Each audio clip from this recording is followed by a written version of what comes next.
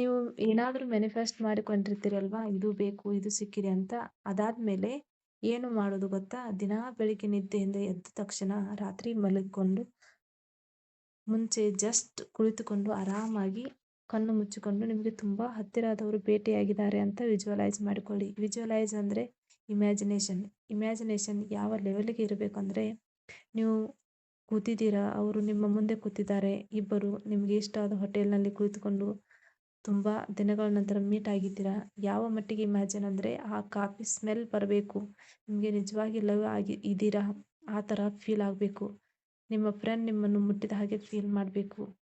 ನೀವು ಮ್ಯಾನಿಫೆಸ್ಟ್ ಮಾಡಿದ್ದನ್ನು, ಆ ಸಂತೋಷವನ್ನು ನಿಮ್ಮ ಫ್ರೆಂಡ್ ಹತ್ತಿರ ಹಂಚಿಕೊಳ್ಳಬೇಕು.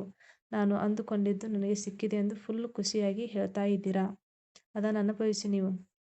ಇದು ಯಾಕೆ ಸಿಕ್ಕಿತು ಗೊತ್ತಾ? ನಾನು ಇದನ್ನು ಪಡೆದುಕೊಳ್ಳೋಕ್ಕೆ ಅರ್ಹಳು, ನನಗೆ ಹಣ ಸಿಕ್ಕಿತು, ಈ ಥರ ಪಾಸಿಟಿವ್ ಅಫರ್ಮೇಷನ್ನ ತರಹ ಹೇಳಿಕೊಳ್ಳಿ. ಆವಾಗ ಏನಾಗುತ್ತೆ, ಯಾರ ಜೊತೆ ಹಂಚ್ಕೊಂಡಿದ್ದೀರಾ ಅಂದ್ಕೊಂಡಾಗ ಆ ವಿಜುವಲೈಸೇಷನ್ ಎಷ್ಟು ಲೈವ್ ಆಗಿರುತ್ತೆ. ಯಾಕೆ ಈ ಥರ ಮಾಡಬೇಕು ಅಂದರೆ, ನಮ್ಮ ಸಬ್ ಕಾನ್ಷಿಯಸ್ ಮೈಂಡ್ ಏನನ್ನು ನಿಜ ಅಂತ ನಂಬುತ್ತೋ ಅದನ್ನೇ ಮಾಡುತ್ತೆ. ಅದು ನಮ್ಮ ಜೀವನದಲ್ಲಿ ಕೊಡುತ್ತೆ. ಸಿಕ್ಕಿರೋದು ಹೇಳ್ಕೊಂಡ್ಮೇಲೆ ತುಂಬ ಖುಷಿಯಾಗಿರುತ್ತೆ ಅಲ್ವಾ? ಹೀಗೆ ಮಾಡಿ ನೋಡಿ.